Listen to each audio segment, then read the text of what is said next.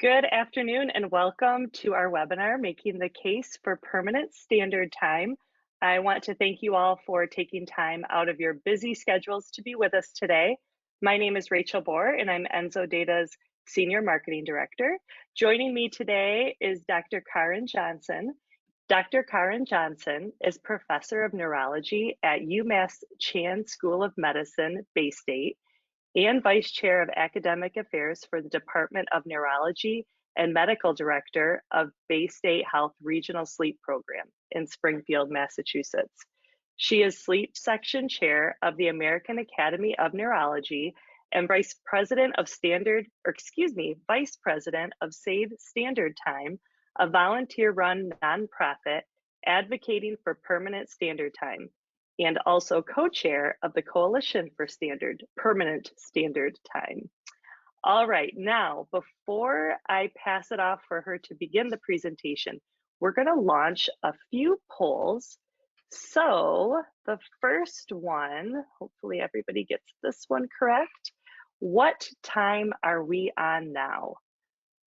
And I'm gonna share those results. All right. Dr. Karin, do you see the results too? Looks like we got it. 50 there, so we'll discuss that. All right, we have two more polls. All right, the next poll is, which do you prefer? All right, share those results. Looks like 70% prefer permanent standard time. That should make you happy, Dr. Johnson. And then permanent saving time is 26%. And then some do like that status quo that we have going on right now. All right, one more question for you all. What are the risks associated with later sunrises and sunsets of daylight saving time? And I'll share those results with everyone. A lot of all of the above. All right, and now I'm going to pass it over to you, Dr. Johnson. All right, so thanks everybody. To start with the first question, we are currently on standard time right now, and I'll talk about that a little bit more in a couple of slides. Glad we have a strong contingent of people hopefully supporting permanent standard time. I hope to give you more information about that. And the third question is all of the above, and again, we will go over some of the data that teach us that.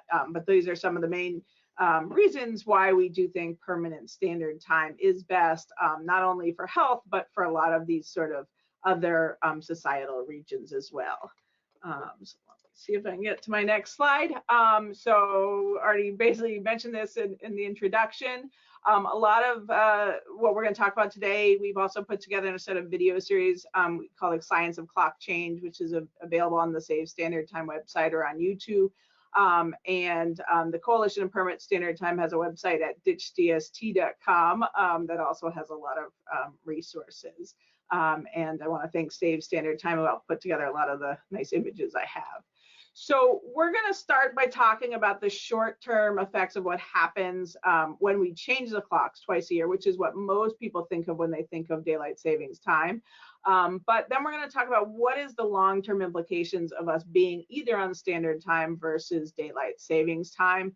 And again, how those not only affect health, but other issues like safety, as well as how our sort of brain functions and our mood and all these other aspects of life. So to start it off, most people do say they want end clock change. I don't know whether I have a swayed group, since about 95% of you said you did want to end clock change. But if you do, other well done sort of surveys, often you get about 60 to 70% of Americans saying that they want end clock change. But we do tend to get a split between what answers people give, and so there can be a lot of confusion out there. Some of it can be that people don't even realize sort of which time they're on now or what the implications of being on either of these two times. So just some basics. Permanent daylight savings time. We have tried it twice before in the US. The first was in World War II. The second time was in 1974 during the oil crisis. And both times it quickly became unpopular, and so that's why it's never stuck around. The 1966 Uniform Time Act actually prohibits us being on permanent daylight savings time. And so we can either be on standard time or we can have the twice yearly switches like we do now. Now, permanent standard time is the time that most of the world is actually on. All the places in white do not switch their clocks, whereas the places in blue do switch their clocks still. We hopefully will explain to you why we think it's the healthiest and safest, and it is already permitted. Again, that 1966 Time Act allows it, which is why Arizona, Hawaii, the 5 US territories do stay on permanent standard time even now. So what are these times? We started having time zones pretty much for the railroads. Trains needed to not crash into each other, need to know when the trains were coming. And so we broke up the country into these 4 time zones. And the way they were designed was to have the dotted line that you see here to be where the sun is overhead at noon. And ideally with these solid lines, the sun would be overhead between 11:30 on the eastern side and 12:30 on the western side. Now, if you see the colors, you'll see that the green and the yellow and some of the pink extend beyond that solid line to the west. And so in those parts of the US, the sun is overhead, even on standard time, already as late as 1, 1:30, 2 p.m. And what happens when we're on daylight savings time is everyone shifted by an hour. So where the sun used to be overhead at noon, now it's overhead at 1. If there was a place where it was overhead at 1, now it's overhead at 2. So you're delaying the clocks, and that moves the sunrises and sunsets later, and essentially forces us to get up earlier for work or school because the social schedule does not move, just the clock time. And what happens with the sunrises and sunsets is it leads to about 2 to 4 months with the sunrises after 8 a.m. if we were to extend daylight savings time into the winter. Now, a lot of politicians have been pushing for us to go to permanent daylight savings time. And these are some ads like you might see, and they will say that permanent daylight savings time is better. They'll throw in farmers there who historically have not supported daylight savings time. They'll say it's healthier. They'll say it's better for mood and for activity, and better for the economy and reducing electricity costs. And so hopefully I'm going to help explain to you why these are really all myths and misconceptions and taking data out of context and not really showing the full picture. And the main reason for that is because most of what they're pointing to here is the harms of the clock switch itself. And so we know that especially in the spring, when we switch from standard time, the more aligned time, to daylight savings time, and we also lose sort of that hour of sleep, we see things like 5% more heart attacks, we see about 8% more strokes, we see more atrial fibrillation, we see more car crashes, we see more autopsies happening. A lot of different outcomes have been shown to change, again, especially after that spring clock change. And so what the politicians point to is they say, oh, well, if we can get rid of that change, things will be better. And so they're using this short-term effects to say that the long-term is better, and that's just not true. It's like comparing apples and oranges. So I want to give you an example of this. So one of the most common things you'll see is a statement that says we can reduce crime by 27% if we go to permanent daylight savings time. And they're using this study that looked for 56 days before the clock change and 56 days after. And you'll see in red here, there was right on the sort of weekend of the clock change, there was this 27% drop. Now, they only looked at evening robbery rate. They specifically did not even look at all-day robbery rate. They also, in this paper, looked at other crime statistics, which didn't see this change. But they picked out this one thing, this evening robbery rate, where they saw this this sudden drop. But if you look at these curves before and after the drop, you'll see that for the 56 days before, when people were on standard time, for most of it until the very end, the crime rate was actually lower versus in the part after the change, where it's sort of gradually increasing higher and higher. Now, this study wasn't designed to look at year-round data, so I really can't comment on the rest of daylight savings time, but overall, again, this paper does not tell us what happens with being on time change. And if anything, there's a suggestion that daylight savings time in the long run might actually be worse than standard time. But this is sort of how they come up with these statements that things would be better. So the harm, the second sort of harm of daylight savings time comes from being misaligned during the whole time we're on daylight savings time. Now, most people think, hey, we're on daylight savings time 8 months a year, currently from March to November. It can't be that bad. But there's actually these hidden risks. And I say it's hidden because we're on this when the days are getting longer in the summer. And so because of that, there's benefits to those longer days. Now, we could be even better if we also had aligned time with standard time, but people tend to link summer and daylight savings time and winter and standard time. Now, if we were to extend daylight saving time in the winter, it would become even more harmful than it is in the summer, and that's because we really lose morning light, again, really late sunrises and sunsets. So I want to give a little bit more explanation of why it matters to have aligned clock times. So our circadian time is what our body wants to do. So our body has times a day when it's easiest for us to fall asleep and wake up, and when we're best at sports, when our stomach is best at digesting. And if these are all in alignment, then we do well.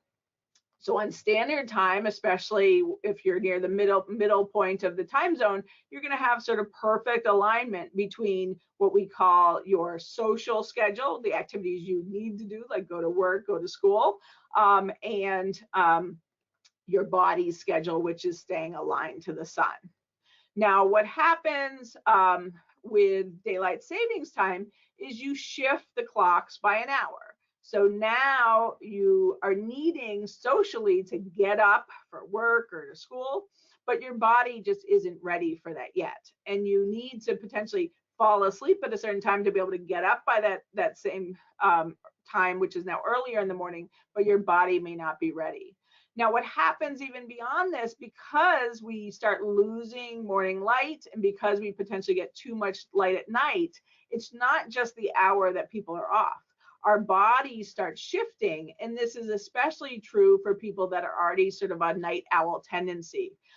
They'll have even harder time falling asleep at night. So now, instead of being sort of a misalignment by an hour, there might be a misalignment by more than that. And that's something we call social jet lag. And we'll talk a little bit more about that later, where people will tend to sleep in a lot later on weekends than they do on weekdays because of this misalignment. And so, again, you might have trouble waking up in the morning, falling asleep at night. You might be more drowsy and during driving and commuting to work in the morning or at other times of the day. We actually have data showing that if you're more misaligned, you're more likely to have poor choices in your food. You might more likely to have sugary foods or fatty foods when our clocks are misaligned. Our digestive system doesn't work as well, so more people have symptoms like irritable bowel syndrome. And so all these things are sort of affected throughout the day. So it can be a little tricky to study what these long-term effects are for daylight savings time because we don't have that many natural experiments. Indiana used to have the middle of the state on standard time with the edges on daylight savings time. So that's one place we have gotten some data from. There are some other places in the world where we have a little data from. I mentioned this concept of social jet lag. We know if we look at people who have this evidence of misaligned clocks where they want to sleep in later on the weekends, or if they have a real night owl tendency and their midpoint of sleep is later, that those are also associated with issues. And we know that those two types of people happen more when we're on daylight savings time. And the third way we can get data is by looking at places within a time zone that have different clock times. So for example, if we look at the eastern end of a time zone, it's sort of more aligned with the sun, but the western end is going to be more misaligned. So if we compare places that are an hour or 15 degrees of longitude apart, we can see, are there effects that are just, the main difference between those two places is that hour difference and how we're setting our clocks. We can also look at it in a linear fashion. We can say, if you're only 5 degrees off, how much of effect is that? Do we see more of effect at 10 degrees? Do we see more of effect at 15 degrees? And this can really look for that kind of almost dose response curve to having more amount of misalignments. And another way to look at it is more of a yes, no. So are you more in alignment? Are you in the sort of standard time zone that you're supposed to be? Or are you on this western edge where you're more misaligned? And so these are some of the different ways studies have tried to look at sort of what is this effect of having these later sunrises and sunsets that are not exactly the same as daylight savings time, but again, doing the same thing to our clocks. And so what we see, and if we take, again, looking across the country and we look at places with an hour later sunrise and sunsets, we find that employed adults lose about 19 minutes of sleep on average. But that's not affected evenly across the population. If you have to get up by 7 a.m., that's about 36 minutes of lost sleep. Even if you aren't working, but you're parents of children with early school start times, you lose about 27 minutes. Now, if you have the ability to be sleeping in past 8:30, there's sort of no average loss. So when we think about this, you can think about who might be more affected by daylight savings time. The other thing we see is not only less sleep, but more fragmented sleep and worse sleep quality. We see that the timing shifts later. So when the sunrises and sunsets are later, the preferences for when people go to bed shift later. And we know that this is associated in other studies with adverse outcomes. If the midpoint of sleep is after 3:30 in the morning, there's actually higher rates of things like cardiovascular disease and heart attacks. And then I mentioned this social jet lag. So Russia actually tried permanent daylight savings time for 3 years between 2011 and 2014. And then afterward, when it was unpopular, they switched to permanent standard time. So we actually were able to compare before when they switched clocks like we do now to a period where they were on daylight savings time to a period when they were on standard time. And what we found was in that period that they're on daylight savings time, there was about 7% more adolescents who slept an hour later on weekends and weekdays, and 16% more that slept at least 2 hours later. So we saw that social jet lag increases. And this is important because we have lots of data from a lot of different sources of outcomes of social jet lag. And so we can use that sort of indirect data to help us estimate what some of the effects would be with daylight savings time. Now, I want to talk about sort of one other misconception about daylight savings time, which is if it's light later, we will be healthier. And the main assumption with this is that people will exercise more.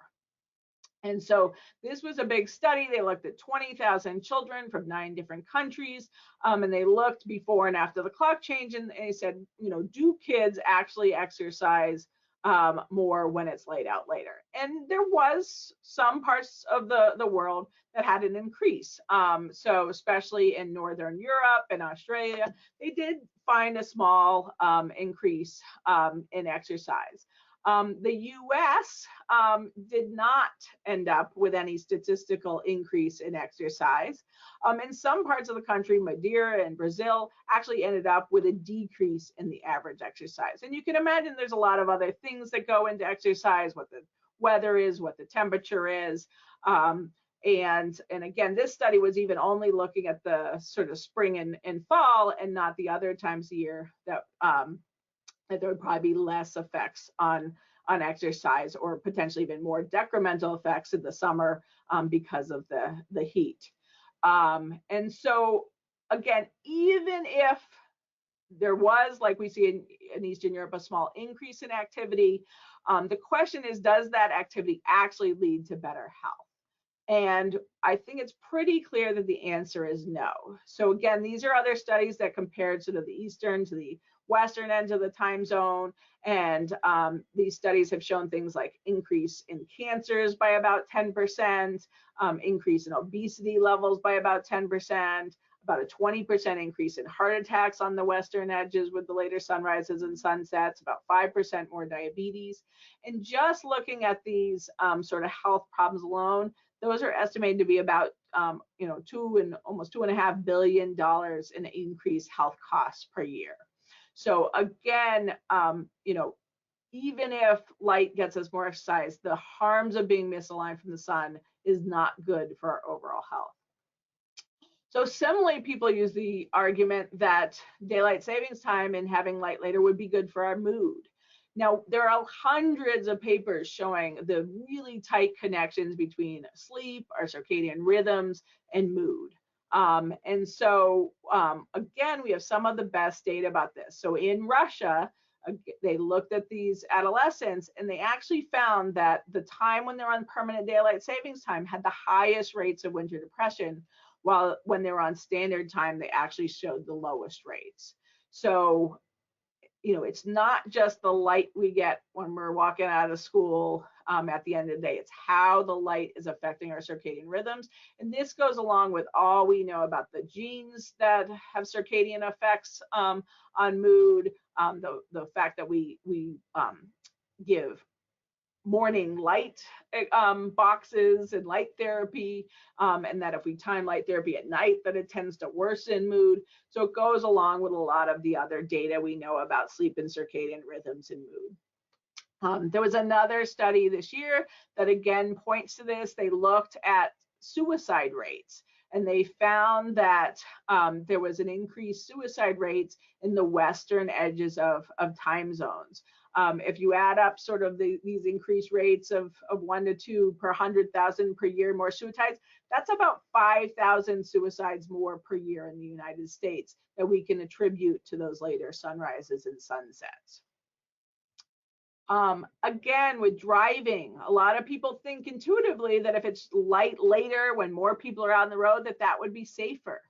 But you got to remember, there's a lot of other aspects that go into safe driving. So teenagers at the highest risk of fatal car crashes, and they're most sensitive to daylight savings time because of their late rhythms. We need brain working well for quick reaction time, for judgment, for deciding not to drink and drive. All these other things are worse when it comes to daylight savings time. And so it's not surprising that this study, when it looked at these areas in blue that are on the western edge of the time zones with later sunrises and sunsets, actually found about 20% more fatal car crashes than the parts of the US that were more aligned. The other thing is that permanent daylight savings time actually has the most total commute time in the dark, because essentially all winter, the entire commute time would be almost in the pitch dark. And that goes along with what happened in 1974. It was tried basically for one season. It was supposed to go on for longer than that, but it became so unpopular. And one of the biggest things were kids getting killed at their bus stops in the morning. So in Florida, in the month of January, there were 8 deaths due to kids being struck down in bus stops versus 2 the year before. And this is why, if you look at images like this, you can start to understand how dark it will be even at 8 a.m. In some places on the western ends of time zones, Michigan, Indiana, they can be dark till 9:30. It can get dark very late for a long time. And up in the north, it's usually dark after 8 a.m. for about 2 months, but in southern states, it's dark for over 3 to up to 4 months. So places like Atlanta, places in Texas, places in Florida have these really long, dark winter mornings. We touched a little on sort of brain function aspects, but I think this is really important to remember. So our brain needs our rhythms to be in sync to work their best. So there is data about sports performances doing better when our circadian rhythm misaligned. We get better shooting accuracies, faster marathon scoring rates. There's studies about workplace, decision making, how teams work together at work. There is data about police, and they're more likely to not have sort of stereotyped responses, do better on, sort of shooting, accuracy tests and things like that. We see less workplace injuries when our circadian alignments misaligned. Things like crime, again, people think, oh, if it's lighter later, crime will be down. But if you think about what goes into crime in terms of drug abuse, substance abuse that goes up, making sort of poor decisions that might feed into crime, how you do at work or school might feed into crime. So all these things are impacted by our circadian rhythms, and if we can optimize them, we can really help with some of these societal issues. So on that note, I wanted to move on to education. This is a study that came out of Indiana, and they looked at over 10 years of standardized test scores, and they looked at the parts of Indiana before 2006 that were aligned with standard time versus the ones that were on seasonal daylight savings time. And they found that when their kids were on seasonal daylight savings time, overall they had 6-point lower average test scores. But again, this was not affected evenly across the population. So those students with the lowest household incomes were at 49 points lower versus only 8 points lower when you were the highest household income. And this is what we see, again, in terms of sort of disparate effects with sleep and with other things related to circadian rhythms. And we see this also in the data we get from out of later school start times. So the idea about later school start times is there's a recommendation for teens going to high school to be only starting after 8:30 in the morning, and middle schools to start after 8 a.m. And this is because teens already have this sort of delay of their rhythms, making it very hard for them to get up in the morning, be safe, be learning in the morning. And so if we can give them that extra time to sleep by more aligning their schedule, they've shown we can do things like reduce their sleepiness, improve their concentration, improve their mood. We see higher grade point averages, higher standardized test scores. In places that have earlier school start times, we see things like more dropout rates, increase in suspensions, increase in tardiness, increase in absences. We see lower graduation rates. And so these are similar things that we would expect if we were to do daylight savings time, and not only would help the teens, but it helps everyone because it's better aligning the social schedules with our circadian rhythms, which again stay aligned to the sun, not to the time that's on our clocks. When we think about who is affected by daylight savings time, again, we already mentioned people that have a sort of night owl tendency, especially teenagers, but also anyone that has an early work or childcare start time. So your parents, many essential workers, medical workers, and we know that people that have these early work start times are more likely to be lower income workers and also minority workers. This graph shows there's about twice the rate of wage earners having start times before 7 a.m. There's a very similar graph from this same data set that shows that Blacks, Latinos also have about twice as likely to have these early work start times. And this is why we see these disparate effects with issues like later school start times as well as with daylight savings time. And so moving on to energy. Historically, people have thought that daylight savings time would be good for saving energy, and the thought is that people would not use as much light energy because it was more light out, and if they were staying up late, they wouldn't need to use lights. Now, light energy has changed a lot. It's much more efficient. And so the potential savings there that really have never borne out, even when studied back in 1974 and at other times, really have not shown benefit. But on the other hand, we use a lot more other energy sources. So we have computers, we have phones, and primarily we have heating and air conditioning, which has increased a lot. And so what has actually been found is that daylight savings time seems to increase at least residential energy use because of those heating and cooling costs.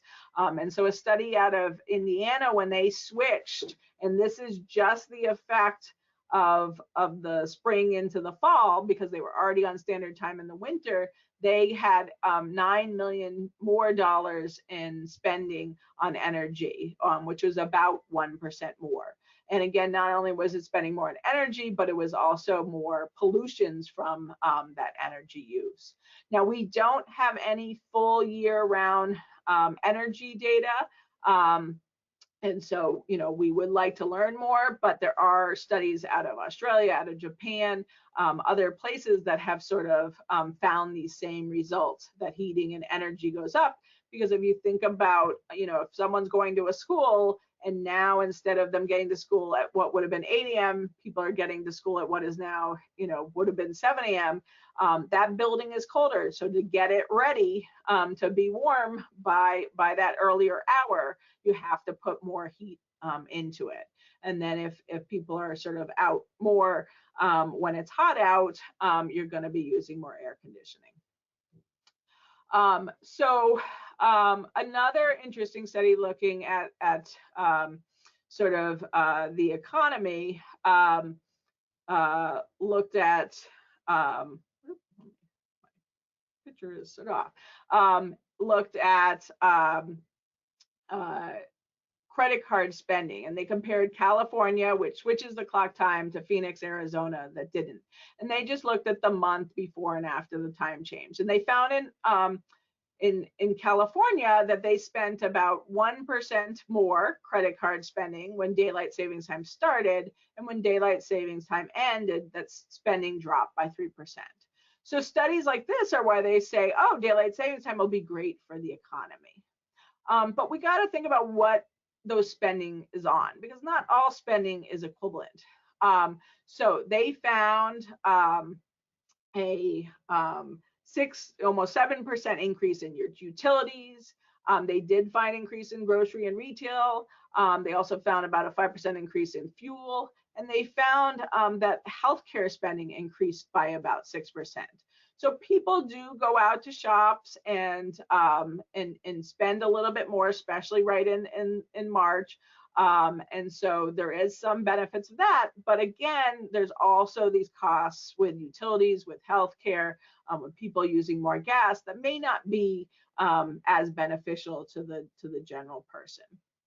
Now, when we think about the other side of the economy, we got to think about the workforce. And so we know that when the sunrises and sunsets are later, that people aren't as productive. They're more likely to be tardy to work. They're more likely to miss work. They're more likely to get injured at work. And so one study estimated about $600 million in lost productivity, with millions of dollars lost work days. They also found that the western edges of the time zone with later time sunrise and sunsets actually had 3 to 5% lower wages.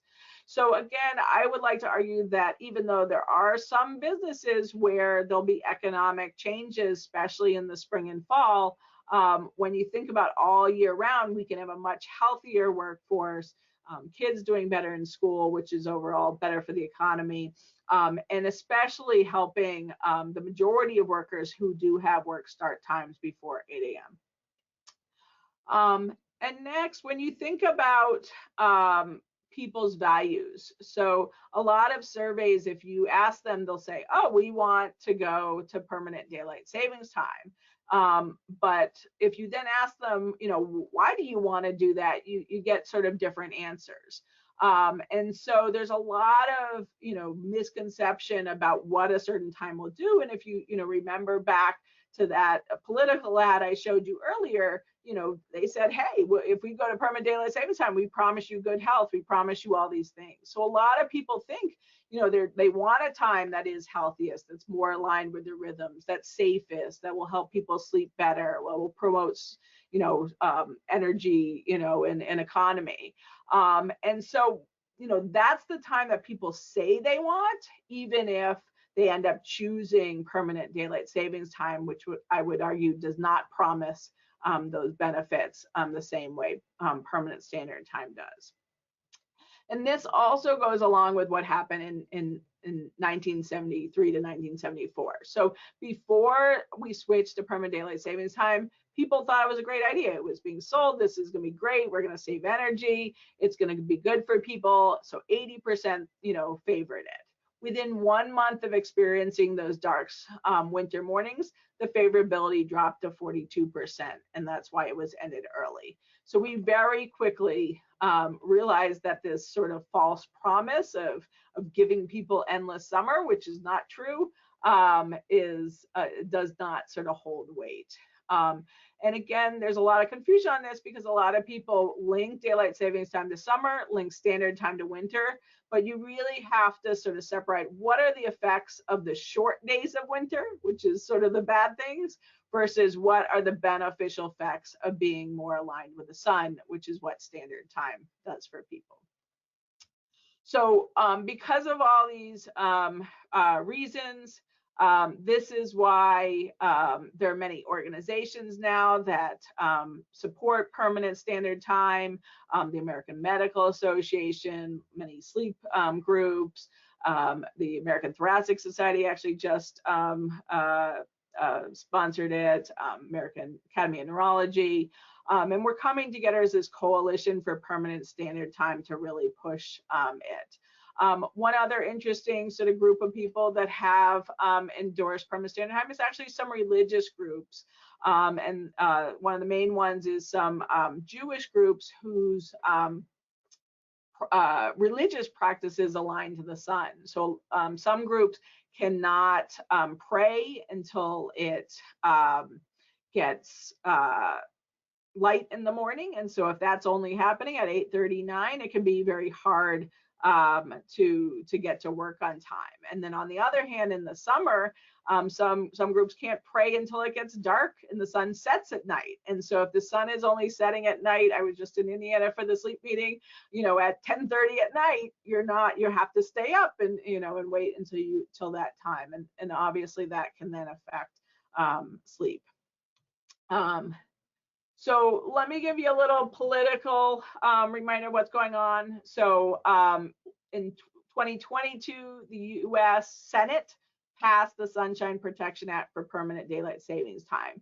But the House, having just the week before, having heard from some experts on this, said, you know what, the Medical and Science Committee are against this. There's a lot of questions about this, and they did not pass it. It has been reintroduced by Senator Rubio and others, but nothing has happened so far in 2023.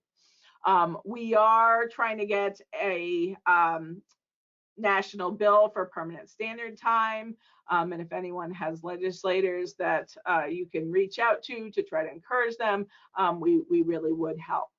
The other thing that we've seen is a lot of activity at the state level. We have more states than ever that are putting in permanent standard time bills. I believe in 2023, it was 26 states that submitted permanent standard time bills. I think already we have promises from 40 states for bills in 2024. So we need these bills to go in. Hopefully we will get one to pass. Again, if they pass, they can actually happen because it is federally permitted, which is why a lot of states, especially if they're smaller states, will go in with a pact. So for example, the bill in Massachusetts says we will only go to standard time if the other New England states will do it as well. And while this would delay the onset of actually going to standard time, it still would be very important to pass bills like that because it signals to the federal government that this is important. And part of the reason why that's really important is because since 2019, there have been 19 states that have passed legislation for either the whole or part of the state to go to permanent daylight savings time if the federal government allows it. Now, a lot of those bills pass without anyone sort of saying anything against them. Once we kind of got out there and telling these states the problem with it, we really seen a drop off in these bills passing. So last year, no permanent daylight savings time bills passed at the state level, which we're very excited about. So we're seeing the momentum change to permanent standard time. It really is the most viable way for us to end clock change. And I think if we push for it, we can succeed. We just saw Mexico pass permanent standard time legislation, and they're now on permanent standard time. So this is something we really can do and get to happen. We just need to continue educating people, getting our legislators on board, and convincing them that this is the right way to end clock change. So what can you do? You can, ask your legislators to, at both the state and the federal level, to support permanent standard time bills, block daylight savings time bills. A quick way to do that is by texting SST to 50409. I encourage you to go to our new Coalition for Permanent Standard Time website, ditchdst.com. We have a way that you can sign on to say that either you as an individual, or if you're involved with any groups who want to endorse permanent daylight savings time, to sign on to our coalition letter. There's more information through the toolkits there. Other groups, so Save Standard Time, American Academy of Sleep Medicine, Sleep Research Society, Society for Research on Biological Rhythms, all also have information on their websites. And so again, I encourage you to use any of those resources to get more information about this. And so I think I'm going to ask for any questions at this point. All right, thank you. Some of those numbers are just staggering. As someone who grew up in West Michigan on the west side of Eastern Time and now lives on the east side of Central Time in Illinois, I can definitely attest to a lot of those different things that went on. So thanks for sharing that. That was really very educational.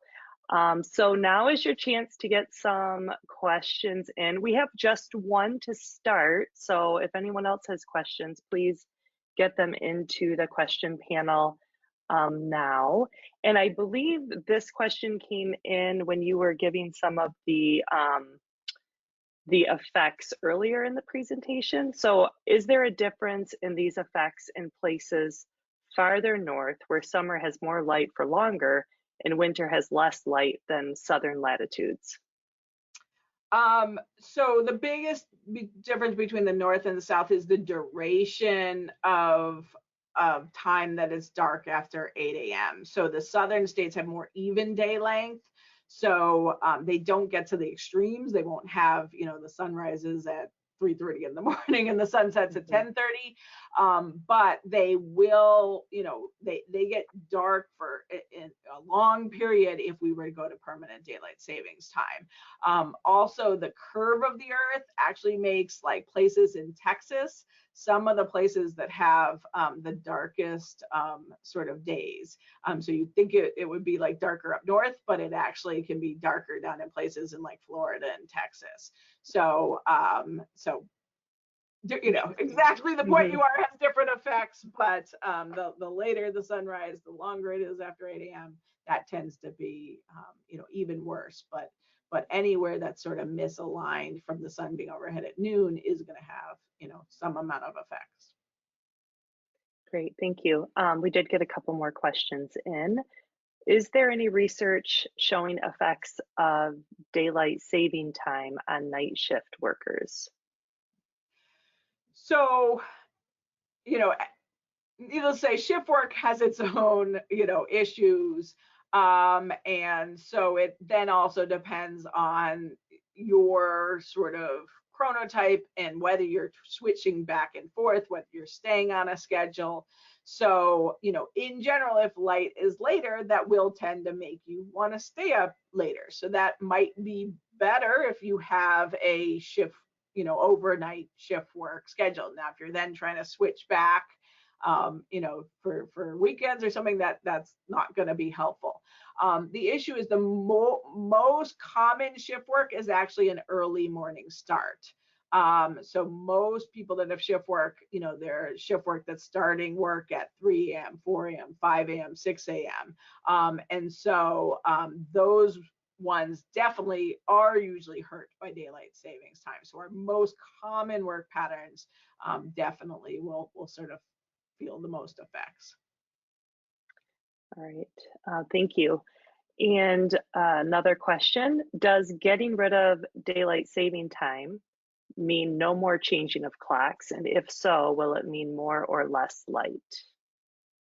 So the light doesn't change. It's just what time we are attributing to it. So we are not moving the sun in the sky. We are not taking away summer. We are not taking away winter. Now, what time compared to what your social schedule, will be, will change. So in general, if we go to permanent standard time in the winter when the days are short and there's nothing we can do about it, you are more likely to walk out of work and still be dark. Now, whether it's getting dark at 4 p.m. versus 5 p.m., it's still dark. And we can't do too much about it. Now, one thing I sort of think, when you start getting into the spring and the days are starting to get longer, we start feeling better as those days are starting to get longer and we're starting to get more light. And we then make that shift, and yes, we suddenly have that extra hour. But that was coming anyways. That we will be getting there. It does take a little bit longer, but now you actually have caused this disruption that make you not enjoy it as it's coming. So it is a change, and some jobs and some things may decide to rechange where they set their social schedules. Jobs could decide that, hey, we're more efficient, we're more productive, let's get you out of work an hour early so you still have, quote, the same number of daylight hours after work. But the number of daylight hours that are available is the same. That is not changed. But yes, going to permanent daylight savings time or permanent standard time would fix the clock. We wouldn't have the twice year changes. The question is, do we align it with the sun, or do we align it an hour later, and still force ourselves to get up an hour earlier?